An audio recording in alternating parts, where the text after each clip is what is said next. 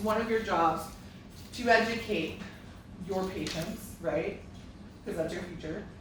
It's also your job to be advocates in the community, and it's also our jobs to make sure that the community understands how important it is to make sure that we have enough nutritional content in our community, okay? And so it's important to make sure you advocate for it, make sure you vote for it, make sure you're pressing that, you know, with the general public, right? And voting and et cetera, et cetera. I can't stress how much important this is. It's really important, okay? And so, carrying on, they only work as fast as they can, okay? So this is, let's say this is sugar, and this is velocity of the enzyme. So you add more sugar, the enzyme speeds up. You add more sugar, enzyme speeds up. You add a lot more sugar, enzyme speed up. Eventually you're gonna, this guy's gonna be plugging and chugging, and it's gonna work at its maximum speed. It's not gonna work any faster. It's not that it stops working, it doesn't. It's just plugging and chugging, and it can't go any faster, okay? Think about it, it's a three-dimensional thing. It takes time to change shape and do what it does. Vmax is maximum velocity of that enzyme. Okay. So it's plugging and chugging at a fast enough speed, and you can't get it to go any faster. We can inhibit these guys. So enzymes and proteins, three-dimensional protein structures like enzymes, carrier proteins, transfer proteins, can be inhibited. What happens when you heat up enzymes? What do they do? What happens when you take a piece of hamburger meat and you stick it in a hot pan? It's proteins, it's globular proteins. They dry up? They change Oh, composition or shape, right? Yeah, if you cook them too long, they're gonna try. It's gross, right? But they change shape, and so these guys are gonna change shape. You're gonna denature them or start to unravel them, okay? At what temperature does this happen in your body? So why do we care so much about body temperature? Because at a certain point, you're gonna start to denature your brain protein, right? What point does that happen? Do you guys have any idea? Higher. Around 106, 107, 108 degrees Fahrenheit, okay? You can alter the pH. So normal blood pH, normal body pH is around 7.35, 7.45. These guys like to be in that normal pH. When you make it more acidic, they're gonna start to unravel, okay? Because ultimately you're changing the charge on some of these guys and they're gonna start to unravel. So heat is gonna affect enzymes so that they don't work. And shift in pH is gonna affect them. You can inhibit them by different stuff. So a heavy metal or a drug can inhibit these guys. So if you bind mercury here, it's gonna block the enzyme so that you can't bind stuff to it. So they're really interesting. Nucleotides, let's see. Okay, we have like 10 minutes left. So I want you to read this portion in your book, or I want you to look this up on Khan Academy. I don't want you to know the whole kitchen sink, right? Just the basics. So nucleotides are large organic molecules that make up the genetic material of the cell, and they're used in energy transport. Nucleotides make up deoxyribonucleic acid, which is DNA, and ribonucleic acid, which is RNA, and your ATP, AMP, and all of the other example molecules. A generic nucleotide structure, kind of like a generic amino acid structure. All nucleotides consist of, they have some type of a nitrogenous base. This nitrogenous base can either be adenine, guanine, cytosine, or thymine, okay, for DNA. For RNA, it can be uracil instead of thymine. And I have it in the PowerPoint slides, but I just want to be clear. So this nitrogenous base changes depending on what nucleotide you have, okay? And then it has a sugar group, a ribose sugar, and then it has a phosphate group, and this is a PO4, okay? So nucleotide is a nitrogenous base plus a ribose sugar plus a phosphate group. Your nitrogenous base options are adenine, so this can be your nitrogenous base. Guanine, this can be your nitrogenous base, and notice that they have a double ring. These guys are classified as purines. I'm not going to ask that, but just so you know. And then it could be cytosine or thymine if we're talking about DNA. If we're talking about messenger RNA, uracil is, or thymine is replaced by uracil. Okay, so if it's RNA, like messenger RNA, instead of having thymine, you're gonna have uracil. These guys are classified as proteins. Okay, the sugar options between DNA and RNA are a little bit different. So DNA, or let's do RNA things. So RNA is called ribonucleic acid. Why is it called ribonucleic acid? Because it has a ribose sugar for the nucleotides. Okay, and how do we know it's a ribose sugar? Because it has an OH on the second carbon. So this is carbon 1, carbon 2, carbon 3, carbon 4, carbon 5.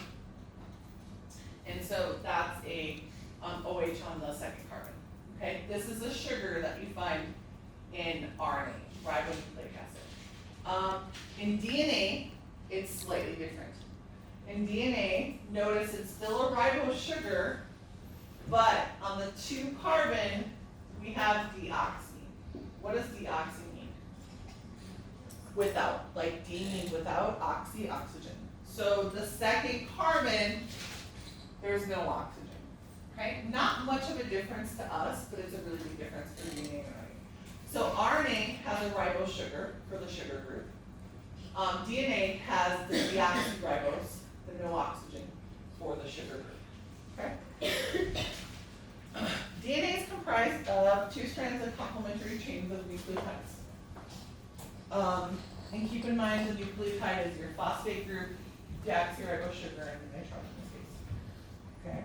So let me show you a couple things. This slide shows you that adenine always pairs with thymine, right? If you think of DNA, think of it as a ladder, okay? The 2 sides of the ladder are the sugar phosphate backbones. So you have a phosphate and sugar, and then a nitrogenous base. And those nitrogenous bases bond with each other across the ladder. Those are like the steps or the rungs of the ladder. And then you have a phosphate sugar, another nitrogenous base pairing. Phosphate sugar, another nitrogenous base. And so that's how we make up DNA. Adenine, if we're talking about the nitrogenous bases, adenine always pairs with thymine. Guanine always pairs with cytosine. Okay? So you take a look at DNA. Here is your sugar, here's your nitrogenous base, here's your phosphate. Sugar, phosphate, sugar, phosphate. That's the sides of the ladder. The nitrogenous base is right here. So here's your nucleotide, here's your nucleotide, here's your nucleotide. This is one side of DNA in this direction, and then on the other side is in this direction. Okay? I can tell that this is adenine and I can tell that this is guanine. How can I tell that? They have 2 hydrogen bonds that they share. So I know, or sorry, did I screw that up? I'm sorry, I didn't. This is adenine and this is thymine. So adenine always pairs with thymine. And how do I know it's adenine and thymine? Because there's 2 hydrogen bonds. Okay?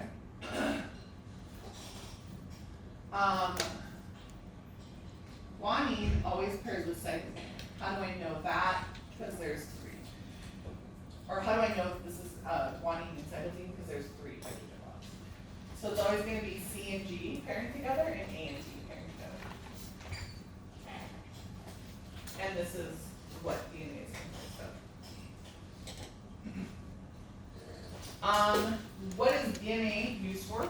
It's used to store genetic information. It's your template or your instruction booklet for everything in your body. Okay? It's stored in the form of genes, right? So we have DNA that make up our genes, and our genes make up our chromosomes. And we have 46 chromosomes in each cell. What do we use it for? We duplicate the DNA for cell division to make more cells, or we use the DNA to code for enzymes or proteins or what have you, lipids, whatever we need. RNA is a little bit different. RNA's job is to take the instruction template from the DNA and turn it into a protein. Okay, it's single-stranded, It has a ribose sugar, and it contains uracil instead of thymine. Messenger RNA is gonna take the code from DNA, translate it into proteins. There are 3 different types of messenger RNA. So let's take a look side by side. Here's our DNA, right? And here's our RNA. And so if you take a look, right here, so we would copy this, sorry, not copy this strand, but we would make a complement to this strand, or a complementary code to this strand. And so what base is this yellow one? Cytosine, okay? If we're making a complement of that with messenger RNA, what goes with cytosine? Guanine, and so guanine would be on the messenger RNA. What is this guy? Guanine, what pairs with guanine? Cytosine, and so if we're making a complement to that one, it would be cytosine, right? Look at this one though. Adenine, if it's DNA, it normally pairs with what? Thymine. Adenine, orange, thymine is the pink one. Adenine normally pairs with thymine. But when you're making a complement of this with RNA, can we use thymine? We can't. What replaces it? Uracil replaces it. Okay, so that kind of gives you an idea of how it works. You'll talk about how you make the messenger RNA from the DNA, and then you'll talk about how that codes for different proteins when you get into microbiology. Okay, nucleosides are sort of modifications on a theme.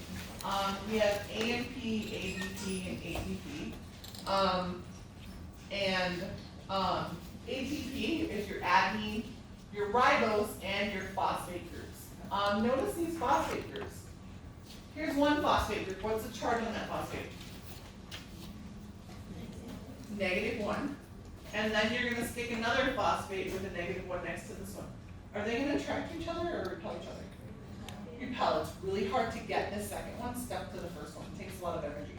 So you're storing energy in this bond. Because in order to get these guys to stick together, they want to repel each other. Okay, there's a lot of energy stored right here. And then you're getting a -2 phosphate group. You're trying to get that stuck to a negative and a negative really hard. Okay, so when we talk about ATP, we're talking about adenosine triphosphate. How many phosphate groups are there? 3. So adenosine triphosphate, there's 3 groups. This is really high energy. Why is it high energy? Because it takes a lot to get these guys stuck to each other. Okay, the red means really high energy. This will bind to an enzyme. The enzyme will snap this group off, and the energy will be released in the enzyme, so it can do work. So normally, this toggles from ATP, adenosine triphosphate, to adenosine diphosphate, ADP.